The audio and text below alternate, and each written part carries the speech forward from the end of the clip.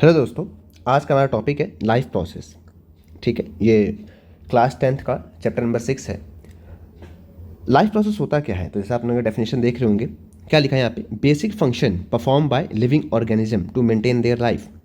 यहाँ पे आपको दो चीज़ हाईलाइटेड दिख रही होंगी। एक तो होगा हमारा बेसिक फंक्शन। ठीक है, ये बेसिक फंक्शन समझना जरूरी है। अगर आपको बोला जाए कि आपको ज़िंदा रहने के लिए क्या चाहिए, तो आप क्या बोलेंगे? मुझे खाने के लिए खाना चाहिए, रहने के लिए घर चाहिए और पहनने के लिए कपड़े चाहिए। तो रोटी कपड़ा मकान एक ह्यूमन बीइंग की बेसिक नीड्स हैं जिंदा रहने के लिए। आप ये नहीं कहेंगे कि मुझे एसी चाहिए, मुझे फ्रिज चाहिए, मुझे वॉशिंग मशीन चाहिए। ये सब यूटिलिटीज़ हैं कि आप अपने जीवन को आसान करने के लिए इन चीज़ों का प्रयोग करेंगे।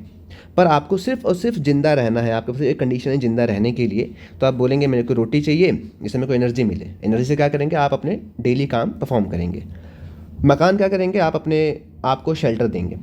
ठीक है, वैसे देखा जाए तो दो ही चीज़ चाहिए। कपड़ा तो सिर्फ हम ह्यूमन बींग्स पहनते हैं, जानवर कहाँ पहनते हैं। तो हम लोग में थोड़ा वो हो गया है कि चीज़ें सही तरीके से रखें। तो हमारा बेसिक फंक्शन समझ में आ गया आप लोग को। तो बेसिक से बेसिक चीज़ मतलब कोई भी चीज़ अगर जिंदा रहना है उसे, तो वो क्या क्या प्रोसेसेस करेगी, उस चैप्टर में आज हम पढ़ेंगे। और फिर क्या लिखा है? Bye living organism. तो आप अगर एनसीईआरटी पढ़ेंगे, यहाँ पे आपके साइड में एनसीईआरटी के टेक्स्ट बुक भी रख रखी है मैंने, तो इस वाले फर्स्ट पेज में सिर्फ ये बताया जाएगा कि लिविंग क्या है। ठीक है, तो हम क्या पढ़ेंगे अब हम कि लिविंग है क्या। ठीक है, अगर आप ये क्वेश्चन किसी छोटे बच्चे से पूछेंगे तो बहुत ही सिंपल आंसर दे देगा, हाँ जी हम लिविंग है, जो चीज़ चलती है वो लिविंग है। पर वही अगर आप किसी साइंटिफिक बंदे जो साइंस में पढ़ता है या किसी साइंटिस्ट से पूछेंगे कि क्या लिविंग है क्या नॉन लिविंग है, तो उसके लिए आंसर देना उतना ही क्या रहेगा, कठिन रहेगा। क्योंकि ये बहुत ही कॉम्प्लेक्स क्वेश्चन है, इसका कोई फिक्स्ड आंसर नहीं है। चलिए इस चीज़ को समझते हैं, ऐसा क्यों कहा जा रहा है। आपसे अगर पूछा जाए लिविंग क्या है, तो आप क्या कहेंगे? हाँ जी, जो चीज़ चलती हो, जो चीज़ मूव करती है, उसे क्या कहूँगा? लिविंग कहूँगा। तो आपका पहला ये रहेगा कि क्या होगा? वो चीज़ मूवमेंट होगी। क्या करेगी? वो मूवमेंट शो करेगी। सॉरी, मूवमेंट शो करेगी या वो लोकोमोशन शो करेगी। ठीक है, लोकोमोशन मतलब होता है कि कोई भी चीज़ अपनी जगह को बदले। जैसे कि हम लोग हैं, चलते फिरते अपनी जगह चेंज करते हैं। पहले आज मैं इस रोड पे हूँ, कल उस रोड पे हूँगा। मूवमेंट क्या होता है? जिसमें आपकी जगह चेंज नहीं होती पर आप मूव करते हैं। जैसे कि प्लांट ग्रो करते हैं ना, वो एक जगह रहते हैं, वहीं पे रहते हैं, पर उनकी ग्रोथ होती रहती है। जैसे सनफ्लावर देखा होगा आपने, उसका मूवमेंट होता है सन के अराउंड। ठीक है, जिधर जिधर उसका सन होगा उधर उसका वैसा फ्लावर उधर घूम जाएगा। ठीक है, तो आपका तुक बनेगा कि मूवमेंट करना जरूरी है। ठीक है, फिर यहाँ पे आप लोग ये पढ़ेंगे। फिर अगला आएगा वायरस के बारे में इसके अंदर। ठीक है, वायरस। तो वायरस में देखिए यहाँ पे लिखा हुआ है, virus do not show any molecular movement in them until they infect some cell, and that is partially why there is controversy about whether they are truly alive or not। तो virus के controversy है कि वो क्या वाकई में living है या नॉन लिविंग। बिकॉज जब तक वायरस बॉडी के बाहर रहता है, ठीक है, अगर हम वायरस बनाया जाए,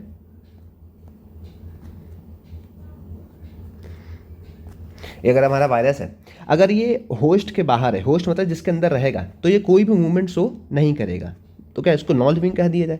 पर जैसे ये होस्ट के अंदर एंटर कर जाएगा तो इसकी जो बेसिक मूवमेंट है, जो भी ये करता है, वो शो करने लगता है। तो क्या है? लिविंग हो जाता है। मतलब ये नॉन लिविंग भी है और लिविंग भी है।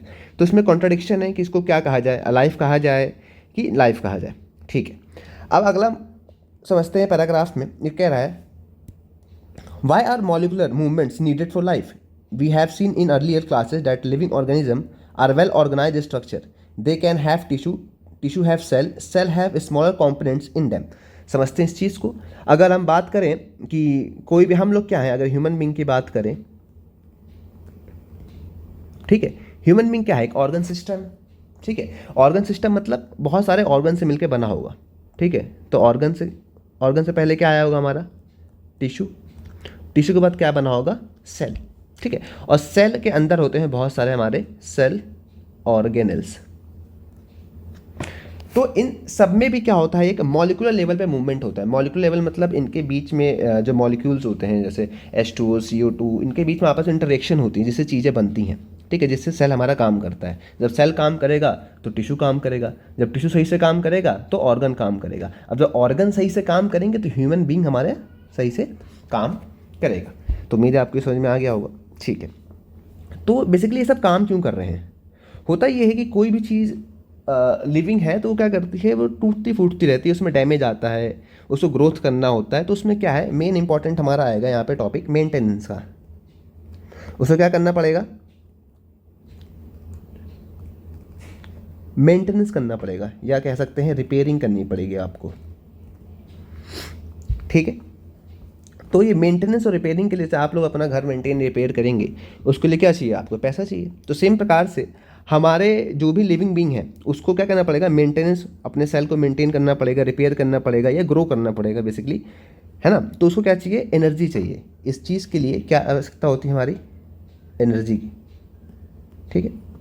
अब एनर्जी कहाँ से आएगा हमारा, एनर्जी आएगा हमारा फूड से, ठीक है। चलिए अब हम देखते हैं अगला हमारा टॉपिक आएगा व्हाट आर लाइफ प्रोसेस, ठीक है। अगला टॉपिक क्या है हमारा, व्हाट आर लाइफ प्रोसेस। तो मैंने आपको डेफिनेशन लिखा था, basic function perform by living organism to maintain their life. इसको कहते हैं हम लोग लाइफ प्रोसेस कहते हैं। चलिए ठीक है, अब यहाँ पे देखा जाता है पढ़ के इस चीज़ को, the maintenance function of living organism must go on even when they are not doing anything particular. मतलब अगर आप जब सो रहे हैं तो भी आपकी मेंटेनेंस चल रही होती है, ठीक है, आपकी रिपेयरिंग चल रही होती है, ठीक है। फिर even if the sleep they maintain job has to go on, ठीक है, आपको ये समझा दिया इस चीज़ का मतलब। फिर अगला क्या कह रहा है, since this maintenance process are need to prevent damage, maintenance process need to prevent damage and break down, energy is needed for them. This energy come from outside of the body individual organism, so must be a process to transfer source of energy from outside the inside the body। मैंने आपको समझाया कि maintenance या repairing करने के लिए क्या चाहिए, हम लोग को एनर्जी चाहिए, और एनर्जी वो आएगी कहाँ से, फूड से। और फूड कहाँ से खाओगे आप, बाहर से। फूड कहाँ से आएगा आपको, आउटसाइड से, ठीक है। तो ये फूड अंदर आए उसके लिए एक प्रोसेस होता होगा। हाँ जी, आप जिस तरह हम लोग क्या करते हैं, खाना पहले बनाते हैं फिर इसको खाते हैं, ये जानवर सबको क्या करते हैं, खाना खाते हैं फिर इसको डाइजेस्ट करते हैं, डाइजेस्ट करने के बाद उससे एनर्जी लेते हैं। तो ये चीज़ समझ में आ रही है आपको, ठीक है। तो बेसिकली हम क्या कर रहे हैं, बाहर से हम फूड खाएंगे, उसमें क्या होगा, न्यूट्रिशन होगा। क्या होगा हमारा, न्यूट्रिशन, ठीक है। यहाँ पे देखते हैं इस चीज़ को, which we called food to the inside, a process we called the nutrition, called nutrition. If the body size of the organism is to grow, additional raw material will also be needed from outside. Since life on earth depend on the carbon based molecule, most of these food source are also carbon based depending upon the complexity of this carbon structure। इस चीज़ को समझते हैं। ये बोल रहा है कि जो भी हम बाहर से खाते हैं उसे कहते हैं हम लोग न्यूट्रिशन कहते हैं। और ध्यान रखिए, जो भी चीज़ें हैं अर्थ पे उसमें से बहुत सारी चीज़ें किससे मिलकर बनी है, हमारी कार्बन से। किससे मिलकर बनी है, हमारी कार्बन से, ठीक है। जैसे हम ग्लूकोज की बात करें, है ना, ग्लूकोज हमारा क्या है, C6H12O6। तो ये भी क्या है, कार्बन का मॉलिक्यूल है। अब ये हम लोग तो क्या है, सिंपल फॉर्म है एनर्जी की, ये सबसे कौन सी फॉर्म है हमारी, सिंपलेस्ट, ठीक है। पर हम लोग क्या खाते हैं, इसके अलावा और भी डेरिवेटिव्स आते हैं हमारे, ठीक है, जैसे फ्रुक्टोज हो गया, सुक्रोज हो गया, ठीक है। तो ये अलग अलग फॉर्म है कार्बन के, ठीक है। इसको इस प्रकार से हम लेते हैं। और जो भी हम मान लीजिए हमें सिर्फ खाना ही तो नहीं चाहिए होता है, वाटर चाहिए होता है, एयर चाहिए होता है, ये सब भी कहाँ से लेते हैं, हम बाहर से लेते हैं। तो हमारे पूरे मेंटेनेंस या ग्रोथ करने में, जिंदा रहने के लिए चीज़ें बाहर से ज़रूरी हैं, और उसको अंदर लाने के लिए कुछ प्रोसेस होते हैं, उस चैप्टर में हम पढ़ेंगे क्या होते हैं वो सब चीज़ें, ठीक है। फिर अगला हम देखते हैं, अगला क्या कह रहा है, The outside or source of energy could be quite varied since the environment is not under the control of individual organism. These source of energy therefore need to be broken down to build up in the body and must be finally converted to a uniform source of energy that can be used for the various molecular movement needed for the maintaining life structure as well as to kind of the molecule of the body needs to grow. ठीक है। अब देखिए, अगर सिर्फ दुनिया में इंसान ही रहता, ठीक है, तो यहाँ पे चीज़ें किसके अकॉर्डिंग होती, इंसान के अकॉर्डिंग होती, ठीक है। जैसे हम लोग क्या खाते हैं, पका पकाया खाना खाते हैं, ठीक है। कोई भी चीज़ हम पका कर खाते हैं तो सिर्फ जो चीज़ें हम खाते सिर्फ वही मौजूद होती, बिकॉज हम उसका यूज़ कर रहे हैं। पर ऐसा नहीं है, अर्थ पे बहुत फॉर्म के, बहुत प्रकार के लिविंग ऑर्गेनिज्म रहते हैं, प्लांट भी रहते हैं, एनिमल भी रहते हैं, ठीक है। तो उन सबके, उनका खान पान सबका अलग है, ठीक है। कोई जैसे कि हम गाँव है हर्बीवोर्स हैं, वो सिर्फ क्या खाते हैं, घास खाते हैं। ऑमनीवोर्स हमारे सिर्फ दोनों ही खाते हैं, और कार्निवोर्स सिर्फ हमारे मीट वगैरह खाते हैं। तो ये सब चीज़ें खाकर मेन फंडा ये है कि तुम कुछ भी खाओ, ठीक है। आप कोई भी अगर मीट खा लो, मतलब अगर आप नॉन वेज खा लो, चाहे आप वेज खा लो, चाहे आप वीगन वाले आजकल ज़्यादा हो रखा है, ठीक है, चाहे वीगन खाओ, आप कुछ भी खाओ, इन सबको खाकर आपको एक ही चीज़ करना है, वो आपसे क्या लेनी है, आपको एनर्जी लेनी है। ठीक है, मेन मुद्दा ये है कि कुछ भी खाओ, आपको क्या चाहिए, एनर्जी। और एनर्जी से आप क्या करोगे, उस एनर्जी का उपयोग करोगे। आप तो डेली काम करोगे, आप जो भी आपका काम होगा, ठीक है, या आप क्या करोगे, रिपेयर करोगे अपने आप को। ठीक है, आपका क्या होगा, ग्रोथ होगा। ठीक है, और आप अपने बेसिक फंक्शन को परफॉर्म कर पाओगे। ठीक है, तो एनर्जी इसलिए ज़रूरी है ना। आपके ऑर्गन्स काम कर रहे हैं, उसको भी एनर्जी चाहिए। ठीक है, तो सारा मुद्दा किस चीज़ का है, एनर्जी का है। ठीक है, अब किसी का बॉडी स्ट्रक्चर छोटा है, उसको कम एनर्जी चाहिए। किसी का बॉडी स्ट्रक्चर ज़्यादा बड़ा है, उसको ज़्यादा एनर्जी चाहिए। ठीक है, ये सब चीज़ें हम आगे डिस्कस करेंगे। ठीक है, अब ये एनर्जी कैसे आएगी, तो हम जो भी चीज़ खा रहे हैं उसको हम डाइजेस्ट करते हैं। ठीक है, उसको फिर मॉलिक्यूल्स को हम तोड़ते हैं, क्या करते हैं, हम ब्रेक डाउन करते हैं। जो भी हम खाएंगे उसको क्या करेंगे, ब्रेक डाउन करेंगे। उस ब्रेक डाउन करने से क्या निकलेगी, हमारी एनर्जी निकलेगी। तो उसमें कुछ केमिकल रिएक्शन पार्टिसिपेट करती हैं। अब बेसिकली वो केमिकल रिएक्शन जो होती हैं, बहुत ही अगर सिंपल फॉर्म में बताया जाए तो क्या होती है, हमारी ऑक्सीडाइजिंग या रिड्यूसिंग रिएक्शंस होती हैं हमारी। ठीक है, चलिए ये भी हो गया हमारा। अब हम बात करेंगे single cell organism, multicellular organism के बारे में। ठीक है, तो आप लोग सबको पता होना चाहिए सिंगल सेल ऑर्गेनिज्म क्या होते हैं, जो सिर्फ सिंगल सेल से मिलकर बने होते हैं, जैसे कि अमीबा हमारा हो गया। ठीक है, सिंगल सेल ऑर्गेनिज्म। ठीक है, और हम बात करते हैं सर मल्टी सेलुलर ऑर्गेनिज्म की। ठीक है, तो सिंगल सेल क्या होता है, सिर्फ एक ही सेल से मिलकर बना होगा। अगर मैं बनाना चाहूँ तो ये मैं बना दिया मैंने, ये हो गया हमारा अमीबा। तो ये क्या है, सिर्फ एक सिंगल सेल है, मतलब ये खाएगा भी इसी सेल से।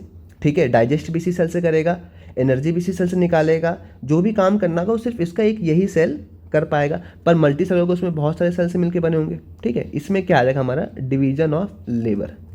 क्या आ जाएगा, डिवीजन ऑफ लेबर। ठीक है, ये क्या होता है, जैसे कि आपको काम असाइन कर देगा, नहीं भाई शादी में जैसे देखते हैं बहुत सारा काम होता है, तो आपको बोलते नहीं भी आप फूल का काम देखोगे, आप खाना काम देखोगे, आप मेहमान को देखोगे, तो क्या हो गया, काम को आपको असाइन कर दिया गया, आप सिर्फ यही काम देखोगे। ठीक है, पर सिंगल सेल में सिर्फ एक ही है सेल, उसको सिर्फ सारे काम उस सेल एक सेल को ही करना पड़ेगा।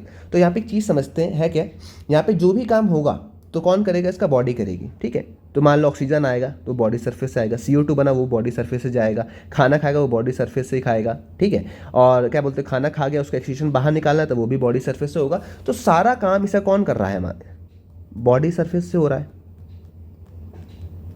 ठीक है, अब बॉडी सरफेस से हो रहा है तो क्या है भैया, या इससे किससे होता है, ये डिफ्यूजन से होता है। किससे होता है, डिफ्यूजन से। डिफ्यूजन आपको पता है, मॉलिक्यूल्स का मूवमेंट होता है हाई कंसंट्रेशन से लो कंसंट्रेशन की तरफ। ठीक है, तो सिंगल सेल कर पा रहे हैं तो हमारा मल्टी सेलुलर भी कर लेना चाहिए, तो ऐसा नहीं है। इसमें क्या होता है, कॉम्प्लेक्सिटी देखने को मिलती है। ठीक है, और देखो ध्यान से देखो, ये जो सिंगल सेल है अमीबा का जो मैंने बना रखा है, ये क्या है, डायरेक्ट कांटेक्ट में है क्या, इन्वायरमेंट से। ये जो भी बाहर का इन्वायरमेंट है उससे क्या हो रहा है, डायरेक्ट कांटेक्ट में है, मतलब जो भी इसको नीड चाहिए, जो भी चाहिए सीधा इन्वायरमेंट से ले लेगा ये सेल। पर ऐसा तो नहीं है, मल्टी सेलुलर में तो काफ़ी लेयर होती हैं सेल की, पहली लेयर, दूसरी लेयर, तीसरी लेयर, चौथी, ऐसी चलती रहेगी ये सब चीज़ें। तो कुछ सेल ही डायरेक्ट कॉन्टैक्ट में है, किससे, इन्वायरमेंट से। अंदर के सेल तो कॉन्टैक्ट में नहीं है, तो हाँ जी, तो कुछ सेल को तो मिल सकता है अगर देखा जाए तो, और बाकी सेल्स तो उनको नहीं मिलेगा, तो उनको भी जिंदा रहना है। तो इसलिए क्या है, इसमें डिफ्यूज़न एक सही ऑप्शन नहीं होता है मल्टी सेलुलर के लिए, बिकॉज उसमें कॉम्प्लेक्सिटी काफ़ी ज़्यादा बढ़ जाती है और काफ़ी स्लो प्रोसेस होता है, तो उसको नीड्स को मीटअप नहीं कर पाएगा डिफ्यूज़न। ठीक है, चलिए, तो आपका इस पैराग्राफ में आप इसको आप पढ़ेंगे। ठीक है, यहाँ पे लिखा है ना, in multicellular organism all the cells may not be direct contact with the surrounding environment, thus the simple diffusion will not meet the requirements of all the cells. ठीक है, अब हम बात करते हैं तो मल्टी सेलुलर में क्या होता होगा।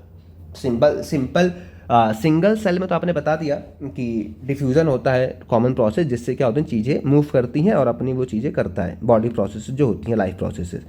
पर मल्टी सेलुलर यहाँ पे आते हैं डिफरेंट टाइप ऑफ प्रोसेसेस। ठीक है, जैसे खाना खाने के लिए अलग ऑर्गन्स, अलग टिश्यू यूज़ होंगे, डाइजेस्ट करने के लिए अलग ऑर्गन, अलग टिश्यू यूज़ होंगे।